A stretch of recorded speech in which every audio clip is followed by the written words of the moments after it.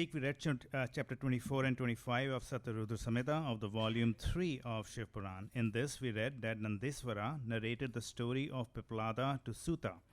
Formerly there was a great Brahman named the Dadichi who was an excellent devotee of Lord Shiva. When Indra and other gods were defeated by the demons, they went to Brahma to narrate their plight.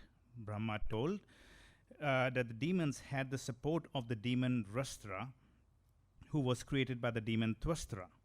Brahma guided them to go to the sage Dadichi and request for his adamantine bones that were blessed to him by Lord Shiva, and make the thunderbolt staff out of his bones to kill the demon. All gods immediately went to his hermitage, and the sage sent his wife Suvarcha to the inner apartments of the hermitage. The god then requested him for his bones, and the sage agreed. He meditated upon Lord Shiva and abandoned his body. Indra then asked the divine cow Surbi to lick the marrow and directed Vishwakarma to make the weapon with his bones. Then Indra rushed towards Vrastra and killed him. In the meantime, Sage's wife, Suvarcha, came back and realized what had happened. She became angry and cursed all the gods, including Indra, to become beasts. Then she started making a funeral pyre of herself. Just then, the celestial voice requested her to stop sacrificing herself as she was pregnant. So she broke open her belly with a stone, and the fetus that came out illuminated the 10 quarters. Realizing that her son was a form of Shiva himself, she bowed to him and eulogized him greatly. She told him to stay near the fig tree for a long time and told him to bless her to go to her husband's region where she could meditate upon him. She then left her body and reunited with her husband to serve Lord Shiva. All the gods then went to the hermitage and eulogized the boy who was Lord Shiva himself. There was jubilation and celebrations all around. The fig tree became the father of the boy, and Brahma named the boy Piplada. This boy performed great penance for a long time under the fig tree that established dharma. Once Piplada went to the river for his ablutions and saw a beautiful girl named Padma, who was part of Shiva herself. She was a daughter of King Anaranya. Piplada went to the king's abode and requested for his daughter's hand and warned him that if he would not do it, then he would reduce the king to ashes. That frightened the king, and he married his daughter to the old sage, who took her to his hermitage. He became young and sported with her. 10 noble sons were born to them who were equal to their father. On seeing how planet Saturn harassed people, he gave a boon to the world that up to 16 years from birth, no person will be afflicted with Saturn, and warned Saturn that if he does not follow his instructions, then he would reduce Saturn to ashes. Well, this is the end of the synopsis. Today we'll read chapter 26, Shiva's incarnation of Vaishnatha, and chapter 27, the incarnation of Dveshwara. Urvashi Aunty will be reading in English. There is no Hindi reading today. Bahut bahut shukrana.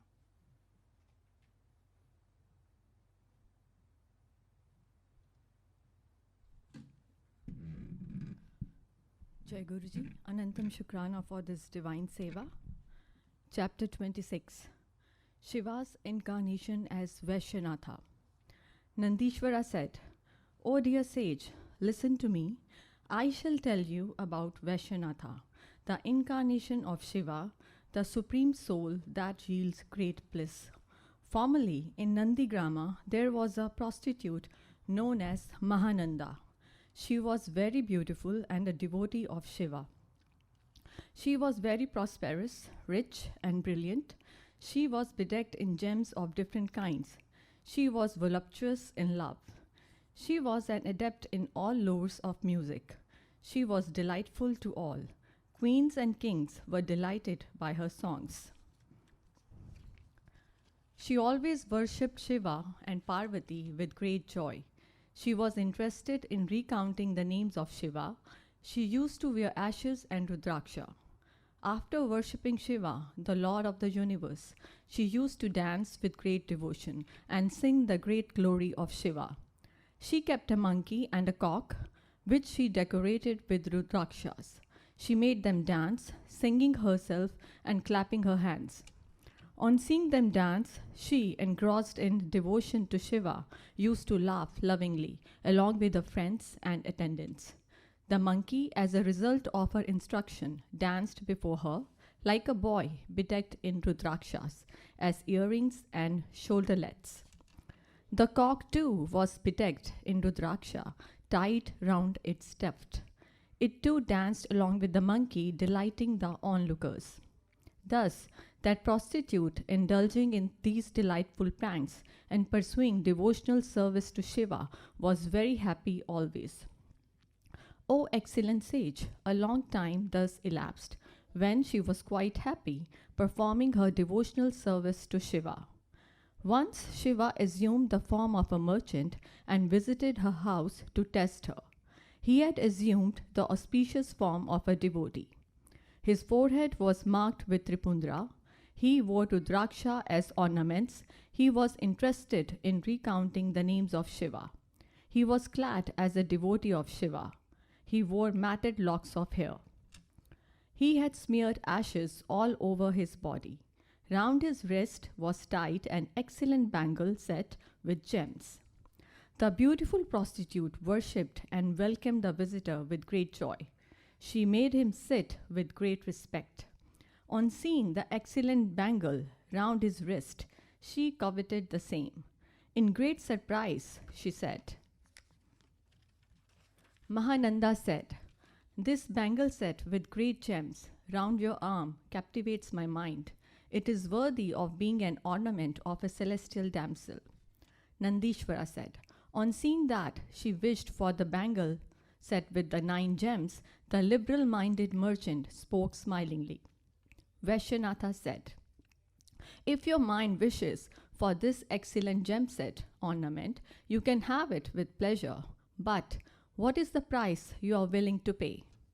The prostitute said, "We are prostitutes, flirting here and there, and not chaste ladies. Undoubtedly, the regular practice observed in our family is harlotry. If I take the bangle from you, I shall be your wife for 3 full days and nights." The merchant said, "O beloved harlot, if your words are true, let it be as you say. I shall give you the gem-set bangle. Be my wife for 3 days and nights. In this deal, the witnesses are the moon and the sun. Repeat 3 times, 'True,' and touch my heart, O beloved." The prostitute said, "O Lord, I shall be your wife for 3 days and carry out all wifely duties. This is true. This is undoubtedly true." Nandishvara said, after repeating this for 3 times, with the moon and the sun as witnesses, Mahananda touched his heart with pleasure. After giving her the gem-set bangle, that merchant handed to her a gem-set phallic image and spoke thus. The merchant said, "O my beloved, this gem-set phallic image is very dear to me. It shall be well preserved strenuously and in secret by you." Nandishvara said. She said, "Let it be so," and took the gem-set phallic image. She kept it in the middle of the dancing platform and entered the house. During the night, she had her sexual union with the merchant, who behaved like a libertine. She then went on to sleep on the couch, brilliant with a soft bed. O sage, then at midnight, at the will of the lordly merchant, suddenly there arose a fire in the middle of the dancing platform. The blazing fire, helped by a forceful wind, enveloped the dancing platform all of a sudden. When the platform was burning, the prostitute got up suddenly in her bewilderment and let the monkey free, untying it. Freed from the bondage, the monkey in its fear ran here and there, along with the cock, and scattered sparks of fire. On seeing the phallic image burnt along with the pillar and smashed utterly, the prostitute and the merchant felt endless distress. On seeing the phallic image, as it were his very soul burnt, the lordly merchant desired to end his life in order to know her mentality. In great despair and sorrow, the merchant told her in grief, Lord Shiva, who had assumed a human body, just for pleasure indulged in different sports. O my beloved, when the phallic image is smashed and burnt, I do not desire to live. I am telling you the truth. There is no doubt in this. O gentle lady, prepare a pyre for me immediately through your servants. With my mind fixed in Shiva, I shall enter the fire. Even if Brahma, Indra, Vishnu, and others were to prevent me, O gentle lady, I shall enter the fire this moment and shall forsake my life. Nandishvara said. On realizing his tenacious decision, the harlot was much distressed. Outside her house, she caused the pyre to be made through her servants. Then the merchant, who was only Shiva himself, went round the blazing fire. Desirous of knowing her intentions, he entered the fire firmly. O excellent sage, on seeing him enter the pyre, the harlot was dismayed. The youthful maiden sympathized with him. The miserable harlot remembered the sacred vow, and she said piteously, glancing at all her kinsmen. Mahananda said, taking the gem-set bangle, I had taken the pledge that I shall be the avowed wife of this merchant for 3 days. This merchant, the avowed Sai White, died of my activities. Hence I shall enter fire along with him. Truthful preceptors have ordained that a wife shall observe her duty. If I do likewise, my truthfulness will not be marred. Abiding by truth is a great virtue. Great goal can be attained through truth. Heaven and liberation can be achieved through truth. Everything is founded on truth. Nandishvara said, although prevented by her kinsmen, the harlot was obstinate in her resolve. The woman, eager in the attainment of Satyaloka, decided on giving up her life. She gifted away her property to leading Brahmins. She meditated on Sadashiva. She circumambulated the fire thrice and stood ready to enter it. As she was going to jump in the fire, with her mind fixed in his feet, Shiva, the soul of the universe, appeared in front and stopped her. On seeing the three-eyed lord of the gods, decorated by the moon's digit and as brilliant as crores of moons, suns, and fires, she stood as if stunned and frightened. The Lord caught hold of the hands of the frightened and agitated lady, stunned, trembling, and shedding tears. He consoled her and spoke. Shiva said, it is to test your truthfulness, piety, courage, and steady devotion to me that I came near you assuming the form of a merchant. With my magic, I produced the blazing fire and burnt your dancing platform. After burning the gem-set phallic image, I entered fire myself. But you remembered the promise and entered the fire along with me. Hence, I shall give you such pleasures as are inaccessible to gods. O beautiful lady of good hips, whatever you wish, I shall give you. I am delighted by your devotion. There is nothing which cannot be given to you. Nandishvara said, when Shiva, Lord of Parvati, favorably disposed to his devotees, said thus, the harlot Mahananda replied to Shiva. The prostitute said, I have no desire for enjoyment on the earth, in the heaven, or in the nether worlds. I do not desire anything except the touch of your lotus-like feet. My servants, my maids, and my kinsmen are interested in seeing you. They have dedicated everything to you. Take them all along with me to your great region and quash the terrible fear of rebirth. Obeisance be to you. Nandishvara said. Appreciating her words, the great Shiva took all of them to his great region. Thus I have described to you the great incarnation of Vaishyanatha. It was pleasing to Mahananda. It yields great bliss to devotees. This narrative is great, holy, and divine. It grants desires to good men immediately.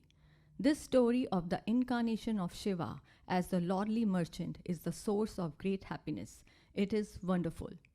He who listens to this story with devotion and narrates it with purity never swerves from his duties. He attains salvation hereafter.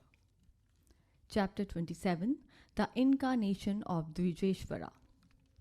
Nandishvara said, "O dear, listen, I shall expound to you the incarnation of Shiva, the great soul, as Dvijeshvara, a leading Brahmin, along with Shiva. It is pleasing to the good. O dear, I have already described to you the excellent king Bhadrayu, whom Shiva blessed in the form of a bull. In order to test his steadfastness and piety, the Lord manifested himself again in the form of a leading Brahmin. I shall mention that same story. Conquering the enemies through the power of Rishabha in battle, Bhadrayu attained the throne, O dear. O Brahmin, the chaste lady Kirti Malini, daughter of Chandraanga and Semantili, became his wife.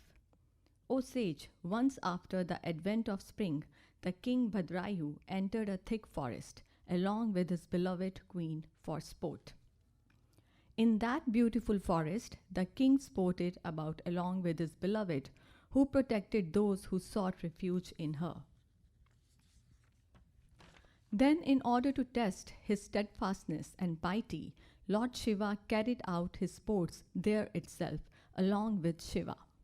Shiva and Shiva, in their own divine sports, assumed the form of a Brahmin couple and created an illusory tiger with their Maya. Not far from the place where the king stood, they began running in great fright on being pursued by the tiger. They cried and shouted too. O dear, the king Bhadrayu, the leading Kshatriya, worthy of being sought refuge in, saw both of them highly distressed and lamenting. O leading sage, the illusory Brahmin couple, extremely terrified, spoke to the king Bhadrayu. The Brahmin couple said, O great king, O foremost of the knowers of virtue, save us both. O great lord, this tiger is rushing on in order to devour us. This beast of prey is like the god of death. It is terrifying to all living beings. Knower of virtue that you are, save us, before it pounces on us and devours us. Nandishvara said, after hearing the lamentation of the pair, the great king of great heroism immediately took up his bow. But the rushing tiger of Maic origin seized the Brahmin's wife.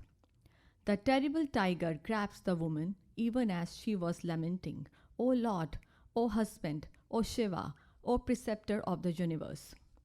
The king struck the tiger with sharp arrows, but it was not at all affected by them. It stood like a lofty mountain, which is not affected by showers. The powerful tiger, not at all pained by the missiles of the king, seized the woman forcibly and ran away in a hurry. On seeing his wife seized by the tiger, the Brahmin was much bewildered and, following the way of the world, cried again and again. After crying for some time, that Brahmin, who was Lord himself, wielding his Maya, spoke to the king Bhadrayu, dispelling his arrogance. Dvijeshvara said, O king, where are your great weapons? Where is your great bow that professes to protect? Where is your strength of 10 or 12,000 great elephants? Of what avail is your sword, your conch? Of what avail is your learning in the lores of mantras and measles? Of what avail is your might? Of what avail is the strength of your great missiles? All these have become futile, for you are incompetent to meet the onslaught of wild animals. The greatest duty of a Kshatriya is the protection from injury. When that virtue hereditarily practiced in your family is lost, of what avail is your life? Kings protect the distressed people who seek refuge in them with their very lives and assets. They are the knowers of virtue. Without that, they are like a dead body. Better death than life that does not protect the distressed. A mendicant is better than a rich householder who does not possess charitable nature. Better to swallow poison or enter fire then cease to protect the oppressed, the helpless, and the poor. Nandishvara said, on hearing his lamentation and the decrial of his prowess, the king thought within himself thus, alas, my manliness is lost today due to the adverse fate. Today my fame has been quashed, great sin has been acquired. The hereditary virtue that has been smothered, I am unfortunate and confused in mind. Certainly my riches, my kingdom, my longevity will dwindle. By surrendering my own life, lovable though it is, I shall make this Brahmin free from grief, this Brahmin whose wife has been seized by the tiger and who is pained extremely. Having decided thus in his mind, that excellent king Bhadrayu fell at his feet and spoke to him in conciliatory tone. Bhadrayu said, O Brahmin, I am a base Kshatriya, bereft of strength. You take pity on me. O intelligent one, do not grieve.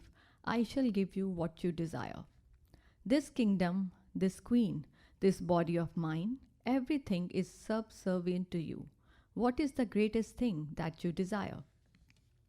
The Brahmin said, what can a blind man do with a mirror? Of what avail is a house to him who lives on alms? What can a fool do with a book? Of what avail is wealth to him who is bereft of his wife? Hence I, who am not satiated with the enjoyment of pleasures, but I, whose wife is snatched away, desire your crowned queen. Let her be given to me. Bhadrayu said, I can give all my assets to the extent of the earth, my kingdom, horses and elephants, and even my body to anyone, but never can I give away my wife. The sin that accrues by indulging in sexual intercourse with another man's wife cannot be wiped off even by hundreds of expiatory rites. The Brahmin said, let it be the terrible sin of the slaughter of a Brahmin. Let it be the sin of sipping wine. I shall quell it with my power of penance. What then the sin of enjoying another man's wife? Hence, give me your wife. I have no other desire. Certainly, you will go to hell by your inability to protect the oppressed. Nandishvara said.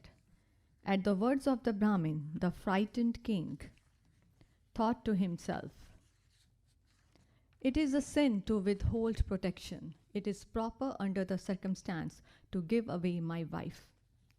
Hence, I shall give my wife to this deserving Brahmin and escape sin. Immediately thereafter I shall enter fire. My fame then shall be known. After deciding mentally like this, he kindled a blazing fire. He called the Brahmin and gifted away his wife with water. He took the ceremonial bath and became pure. He bowed to gods, went round the fire thrice, and meditated on Shiva with pure mind. He was just to fall into the fire with his mind fixed at the feet of Shiva, the Lord of the universe, when Dvijeshvara revealed himself and stayed him.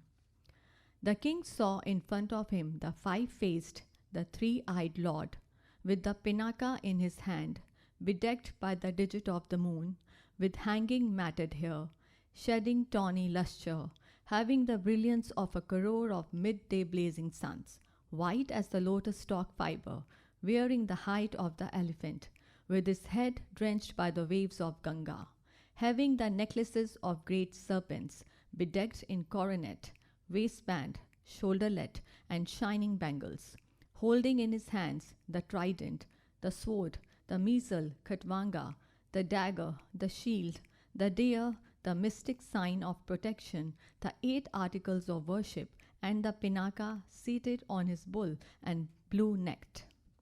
Then from the sky the divine showers of flowers fell, the divine instruments were played, the celestial damsels sang and danced. Vishnu, Brahma, Indra, and other gods, excluding Narada, and other sages too came there eulogizing. While the king was watching with palms joined in humility and devotion, there was great jubilation that enhanced devotional feelings. The vision of the Lord increased his pleasure. The incessant teardrops smeared his body. He had horripilation and choked throat. With palms joined in reverence, he eulogized the Lord. The Supreme Lord, the storehouse of mercy, and his consort Parvati were very much delighted. The Lord then spoke to him thus: O king, I am satisfied with your devotion more than your piety. Mention the boon that you as well as your wife wish to choose. I shall undoubtedly give it to you. It was to test your feelings and emotions that I assumed the form of a Brahmin and approached you. She who was seized by the tiger is the goddess Shiva herself. It was an illusory tiger which could not be hit by your arrows. I wanted to test your courage by demanding your wife. On hearing the words of the Lord, the king Bhadrayu eulogized and bowed to the Lord with bent head. Bhadrayu said, O Lord, this alone is a great boon, that you became visible to me, scorched by the sun of worldly existence. O Lord, since out of pity you wish to accord me a boon, I choose it as a great devotee, thus from his Lord, the granter of boons. O great God, my father Vajrabhu with his wife, O Lord, I, a servant at your feet, along with my wife, the Vaishya Padmakara, and his son Sanaya. O great Lord, make all of us residents near you. Nandishvara said. Then the queen, his wife Kirti Malini, propitiated Shiva with devotion and requested for an excellent boon. The queen said, O supreme God, Chandraga, my father, and Simantini, my mother, I request the two to be joyously staying near you forever. Nandishvara said, the delighted Lord of Gauri, favorably disposed to his devotees, said, Let it be so, and granted them the boon. They desired and then vanished in a moment. Acquiring the grace of the trident-bearing Lord, Bhadrayu enjoyed several pleasures lovingly in the company of Kirti Malini. Unimpeded in the exercise of his power, he ruled the kingdom for 10,000 years.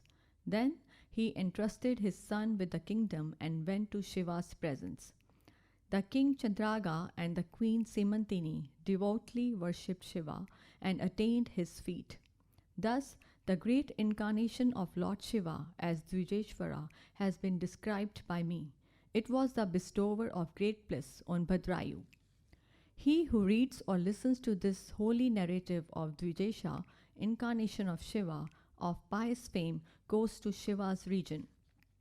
He who listens to this every day or narrates this with attentive mind does not swerve from his duty and attains salvation hereafter. This concludes chapter 27 and tonight's reading. Thank you. Jai Guruji.